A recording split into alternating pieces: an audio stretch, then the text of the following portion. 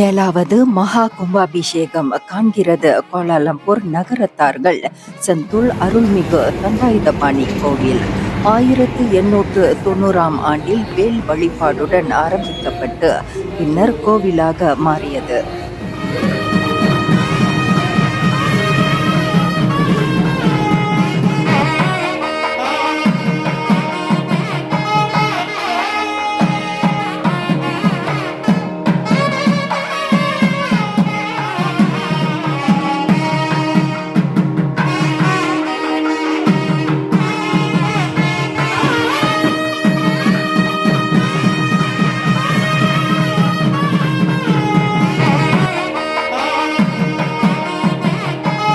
செந்தூள் அருள்மிகு தண்டாயுதபாணியின் 7வது மகா கும்பாபிஷேகத்தை காண 2000த்திற்கும் அதிகமான பக்தர்கள் கூடுவார்கள் என எதிர்பார்க்கப்படுகிறது.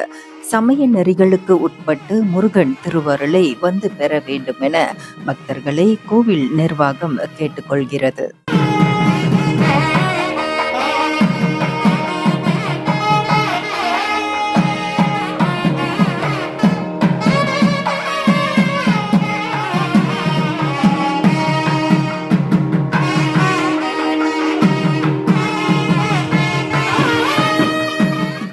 இந்த கோயில் மிகவும் பழமையான கோயில்.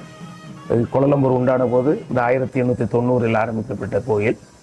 இது முதலில் வேல் மட்டும் இருந்தது. பிறகு கோயிலாக கட்டப்பட்டு 1900 முதல் கும்பாபிஷேகம் நடந்தது. இப்போ இது 7வது கும்பாபிஷேகங்கள் காரியத்தனத்தில் இது மிகவும் சிறப்பாக நல்ல ஏற்பாடுகள் செய்திருக்கிறது. அன்றைய தினம் அன்னதானத்துக்கும் ஏற்பாடு பண்ணியிருக்கிறது. பக்த கோடிகள் அனைவரும் கலந்து கொண்டு முருகனுடைய அருளை பெறுமாறு கேட்டுக்கொள்கிறோம். இந்த ஆலயத்தின் 7வது மகா கும்பாபிஷேகம் எதிர்வரும் பிப்ரவரி திங்கள் 3ஆம் நாள் காலை 10:20 முதல் 11:10 வரை நடைபெற இருக்கிறது. இதற்கான கும்பாபிஷேக ஏற்பாடுகள் கடந்த 29ஆம் தேதி ஆரம்பித்து தொடர்ந்து நடைபெற்று வருகிறது. 6ஆம் கால யாக பூஜை நடைபெறும். அதைத் தொடர்ந்து கடங்கள் புறப்பட்டு கும்பாபிஷேகம் கோபுரத்தில் தண்ணீர் ஊற்றப்படும். இதற்காக விரிவான ஏற்பாடுகளை செய்துள்ளோம். சுமார் 2000 பக்தர்கள் கலந்து கொள்வார்கள் என்று எதிர்பார்க்கிறோம். தேவையான வசதிகளை செய்துள்ளோம்.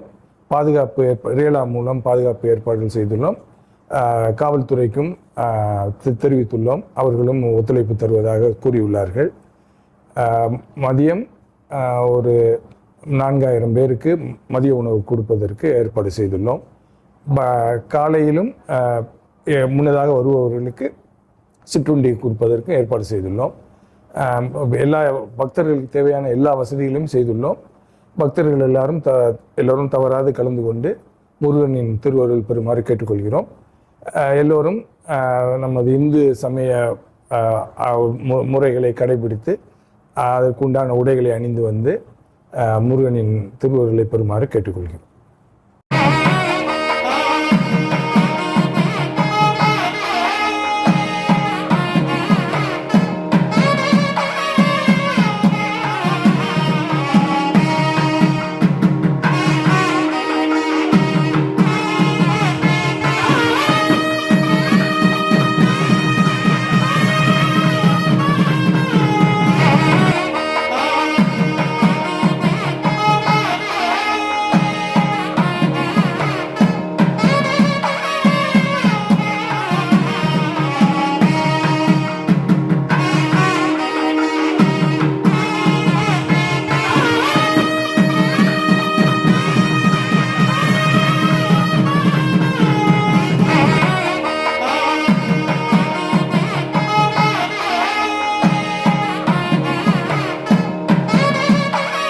காலை 9:30 மணிக்கு கடம் புறப்பாடாகி 10:20 மணிக்கு மேல் 11:10 மணிக்குள் மகா கும்பாபிஷேகமும் விசேஷ பூஜையும் நடைபெறும்.